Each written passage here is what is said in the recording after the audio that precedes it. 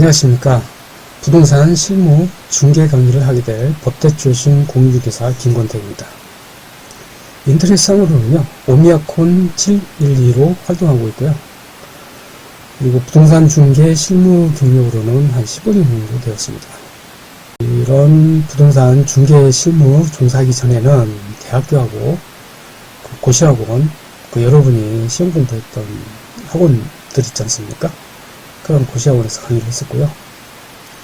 지금은 부동산 중개업에 전용을 하는데 또 했던 가락이 있어서 튼사람대로 강의도 병행을 하고 있습니다.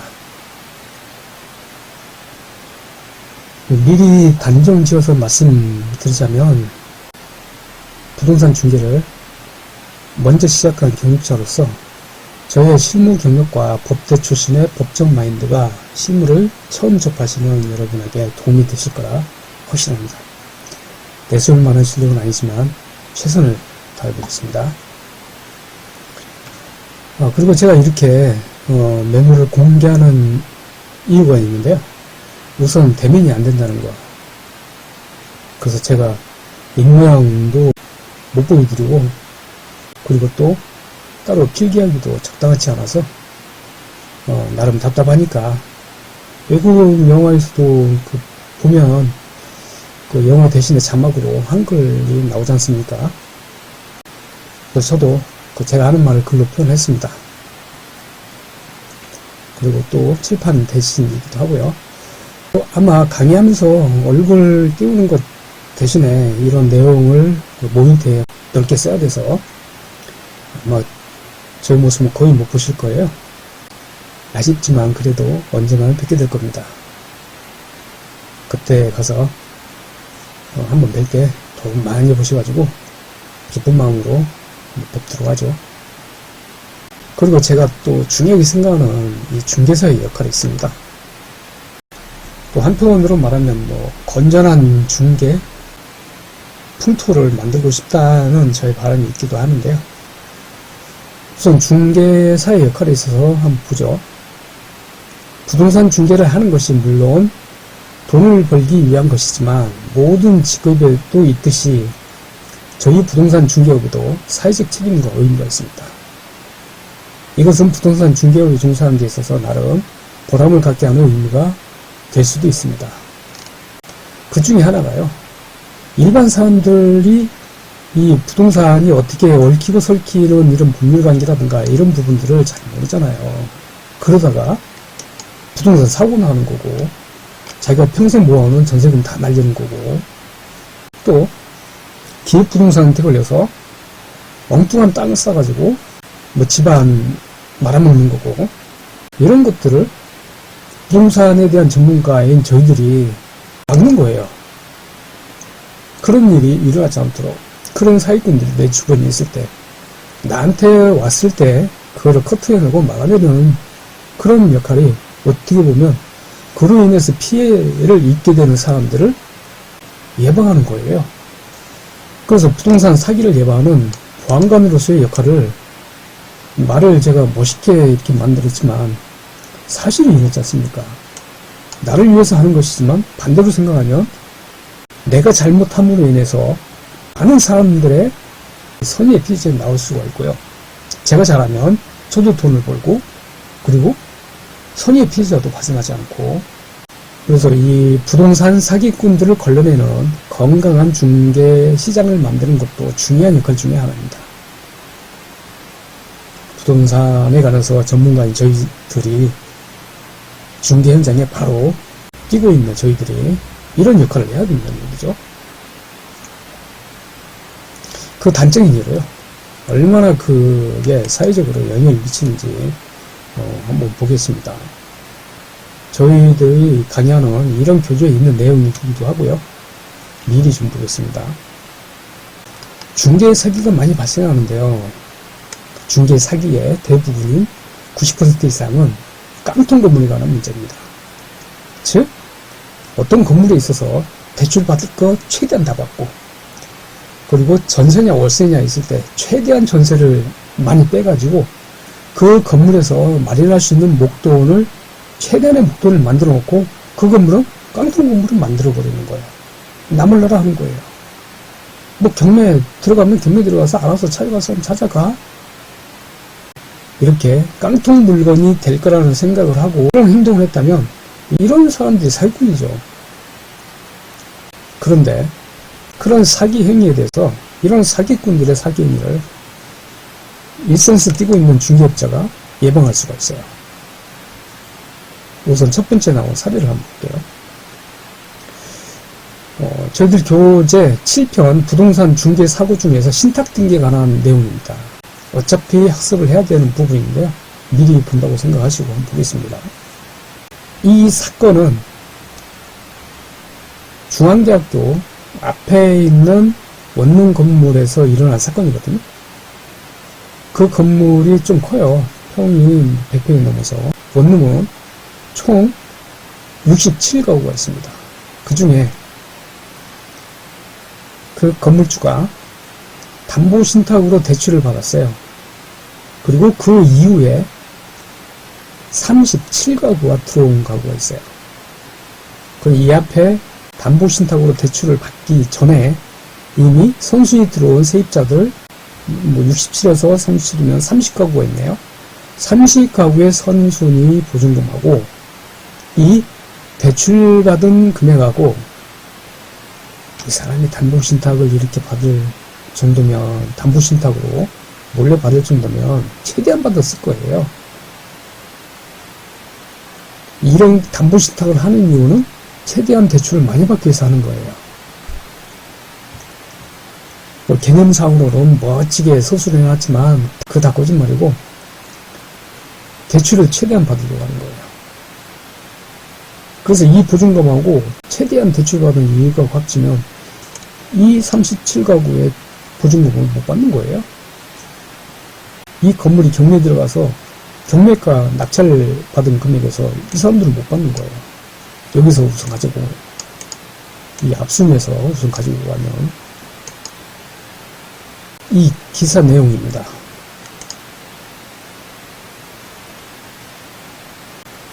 19년도 4월달에 했던 기사입니다.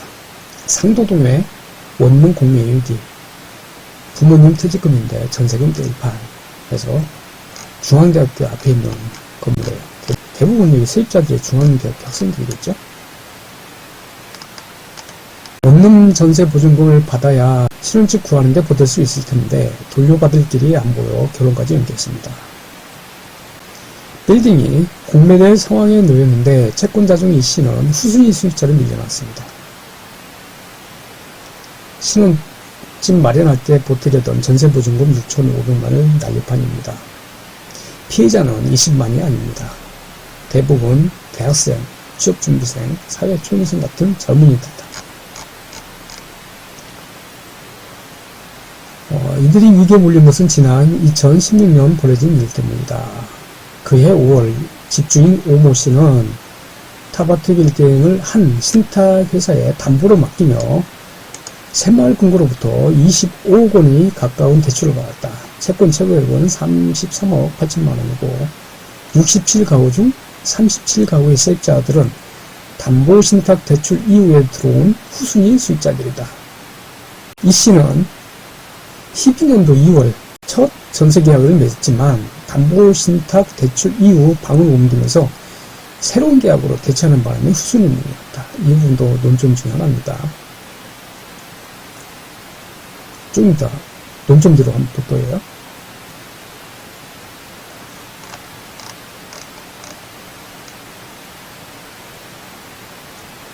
세입자들이 분노하는 건 집주인 오씨가 담보신탁 대출 과정에서 전세를 월세로 받고 신고하는 방법으로 보증금 규모를 축소를 했고 신탁회사나 대출을 해준 금융회사는 이를 제대로 확인하지 않았다고 보기 때문이다.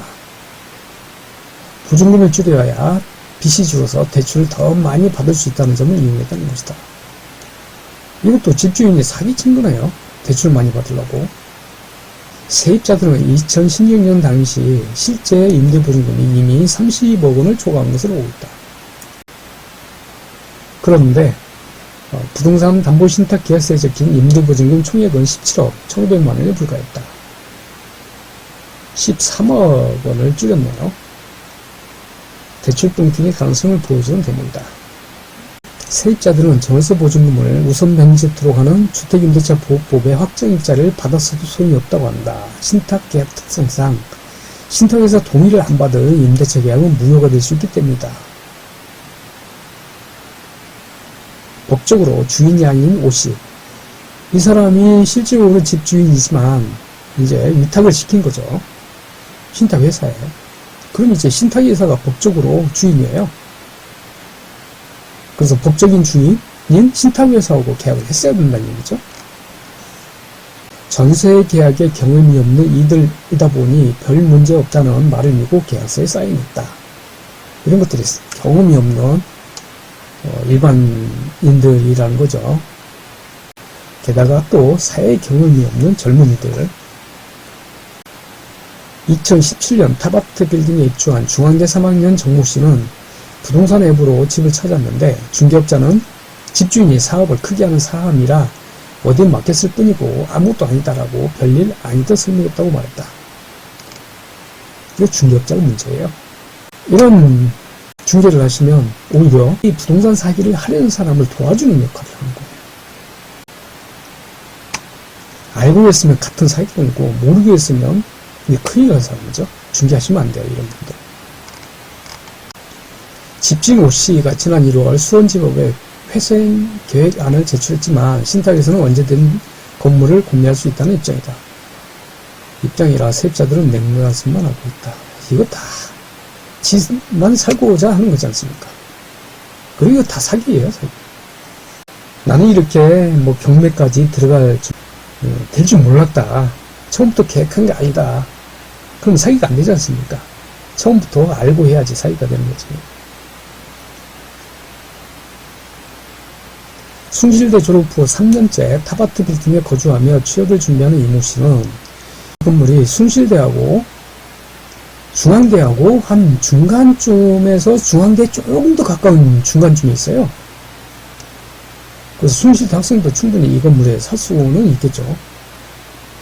이모 씨는 학교 근처에서 공부하려 부모님 퇴직금을 받아 전세로 들어왔다며 모두 내 탓인 것 같아 가슴이 너무 아프다. 네, 이런 기사가 있었습니다. 네, 이런 기사가 있었습니다. 이건 제가 한 건데, 이것도 제 거고, 제가 쓴 건데, 지금.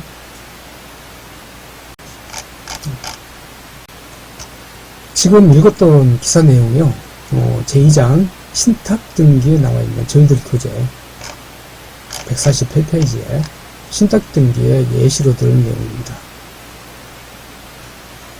이건 기사로 들어가는 거고요. 앞선 몇 번 전세 보증금 사기 주의 등에 관한 내용으로 블로그에 포스팅을 올렸지만 이번에는 신탁 등기된 건물에 전세로 들어간 세입자들이 전세 보증금을 못 돌려받을 상황이 있다는 기사였습니다. 2016년 5월 집주인은 원룸 건물을 신탁회사에 담보 신탁으로 맡기면서 새마을 금고로부터 26억을 대출받았고 원룸 67가구 중 절반이 넘는 37가구의 세입자는 담보신탁 대출을 받은 이후에 신규 계약을 맺은 후순위자라는 것이고 후순위자는 이 건물이 경매 처분되어 낙찰이 되면 낙찰가에서 은행과 선순위자의 보증금을 먼저 가져가고 남는 금액이 있어야 돌려받을 수 있는데 경험상 대부분 남는 금액이 없어서 돌려받지 못한다는 점이 있습니다. 여기에 대한 문제를 살펴보죠. 첫 번째, 부동산이 신탁 등기된 경우에는 등기사항 전부증명서, 등기부등본이죠. 여기에 전 소유자, 위탁자, 즉 건물주라는 얘기죠. 건물주가 대출을 받은 금액이 나타나지 않는다는 거예요. 즉 등기부등본을 떼봤자 은행에서 대출받은 대출 금액이 안 나와요. 보통은 등기부등본 떼보면 대출 금액이 나오죠. 근데 신탁 등기된 거는 안 나와요. 등기부등본에. 2번, 이런 채무를 확인하기 위해서는 신탁 원부를 떼어봐야 하는데 신탁 원부는 인터넷으로 발급이 안 되고 등기소에 직접 가서 떼어봐야 하기에 중개업소에서도 간과하고 계획을 지나는 경우가 많다는 점. 즉 대출 받은 거는 등기부등본에 안 나오고요. 신탁 원부에 나옵니다. 그리고 또 이런 신탁 원부는 인터넷으로 못 돼요. 등기소에 직접 가야 돼요. 그래서 아까 이 건물에 대해서 중개를 하신 분은 등기부등본 떼보면 대신에 이 등기부등본에 신탁등기라게 떠요. 신탁등기 됐다고. 그럼 당연히 이거 신탁등기 됐구나 하면 법원 가서 등기소 가서 신탁원부를 떼봐야 됩니다. 왜냐?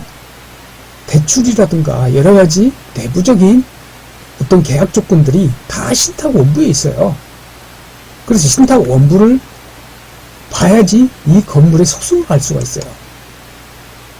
그래야지 이 건물의 속성을 알아야지 계약을 하고 할 수 있는 거지. 근데 아까 기사를 읽었을 때 그 내용에 중개업자가 이 건물주는 사업을 크게 하는 사람이라 큰 문제 없다 이렇게 이야기하는 거 보면 이런 거 안 했어요. 이런 거를 같이 한 통 속인지 아니면 이렇게 귀찮아가지고 그리고 또 그 건물주를 너무 믿어가지고 믿는 도기에 발등 찍혔을 수도 있어요. 그렇지만 잘못은 잘못한 겁니다. 믿을 만한 사람이더라도 이거는 떼보셔야겠죠. 부동산 시장은 믿음으로 움직이는 시장이 아니에요. 서류로 움직이는 시장이에요. 경매시장에 깊숙이 들어가 보세요. 얼마나 살벌한데요. 모든 것이 서류로 이루어지는 세상입니다. 부동산은. 3번 계약 당사자는 세입자와 신탁회사인데 전 소유자인 갑과 을을 체결했다는 점. 아까도 봤죠? 신탁회사하고 계약을 체결해야 된답니다. 4번 전세를 월세로 축소하여 전체 보증금을 줄여서 대출을 더 받는 데 이용했다는 점. 5번 2002년 7월 26일에 사용 승인되어 담보신탁이 되기 전까지 거주했던 세입자가 담보신탁이 된 2016년 5월 26일 이후에 다른 호실로 바꾸면서 새로이 계약을 체결했다는 점. 이것도 중개업자가 방지를 보호를 해주셔야 됐어요. 이렇게 한 이유는 세입자가 법에 관해서 모르니까 이런 행위를 한 거지 않습니까? 이렇게 새롭게 계약을 체결하면 새롭게 계약을 체결한 날부터 대항력이 있죠. 그럼 이미 담보신탁 이후라 이미 대항력이 없는 거죠.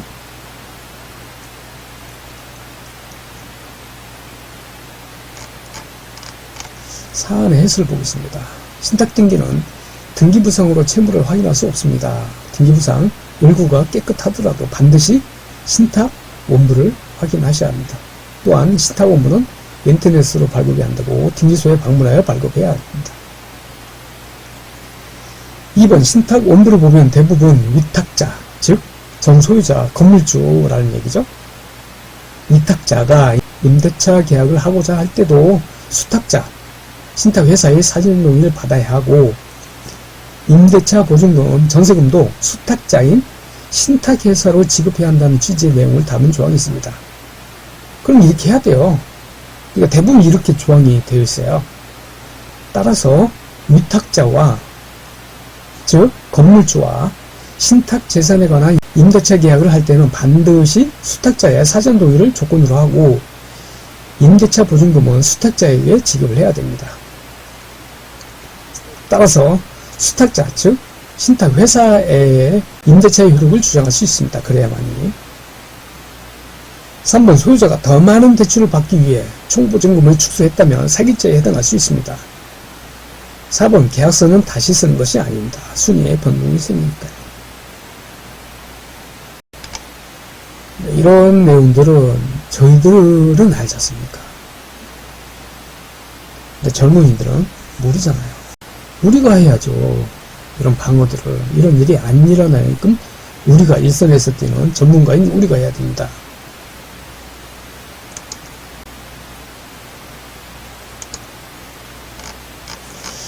두 번째 사례입니다. 이런 부동산 사기꾼을 걸러내는 일은 최근인 작년에도 있었습니다. 중개사 분들이 조금만 신경을 쓰면 충분히 예방할 수 있는 사건의 한 유형입니다. 이것은 신축 원룸 건물의 매매와 관련된 것입니다. 제가 지금 전념하는 게 건물 매매라고 그랬죠. 특히 관악구에는 원룸 건물이 엄청 많아요. 2호선이고 그리고 역세권이 대부분이니까, 그리고 관악구는 강남하고 두세 정거장밖에 안 되거든요. 그래서 강남의 직장인들도 많고 또 서울대가 바로 앞에 있으니까 서울대 학생들도 많고, 그래서 건물 매매를 주로 하는데, 또는 블로그 올 때 키워드를 그 역을 중심으로 키워드를 집어넣어요. 그래서 관악구에는 사당역, 다음에 낙성대역, 다음에 서울대 있고요. 다음에 봉천역, 신림역, 신대방역까지 6개 역이 있습니다. 관악구에 속하는 전철역으로는. 그래서 사당역, 원룸, 건물, 매매, 이렇게 해보면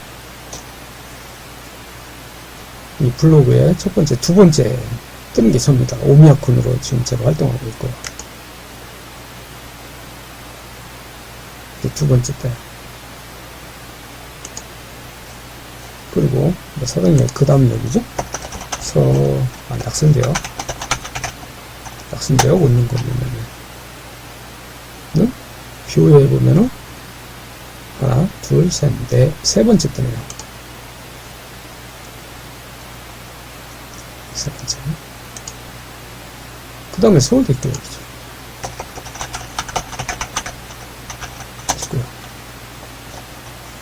여기는 서울대 입구역은 키워드가 첫 번째 뜨네요.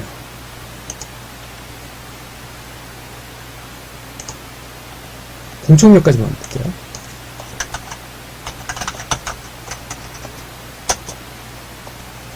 공청역 첫 번째 뜨죠. 그리고 키워드 중에는 원룸 건물 매매 이렇게 했지만, 또 원룸 건물 통 매매 이렇게 검색을 하시는 분도 있어요. 원룸 건물 통 매매. 그래서 이것도 키워드를 쓰는데, 이것도 첫 번째 뜨죠. 블로그에서. 제가 이거를 보여드린 이유가, 블로그든 뭐든 인터넷상으로 경쟁력이 있는 하나를 갖추고 있어야 된다는 얘기예요. 제가 이렇게 원룸 건물에 있어서 상위에 뜨게 하는 노력은 많이 해서 이렇게 뜨긴 하지만, 이렇게 뜨게 해서 받는 이익이 엄청 많습니다. 이거는 나중에 오프라인이나 기회에서 만날 기회가 있으면 제가 한번 말씀드릴 수 있는 기회가 있을 거예요. 네, 이제 문제된 건물을 들어가 보도록 하겠습니다. 낙성대 여기에 있으니까 낙성대 원룸 통면에 쳐서 하나, 제 블로그로 들어가서 수익형 부동산 하시면 이게 몇 초 정도에 이 건물이에요.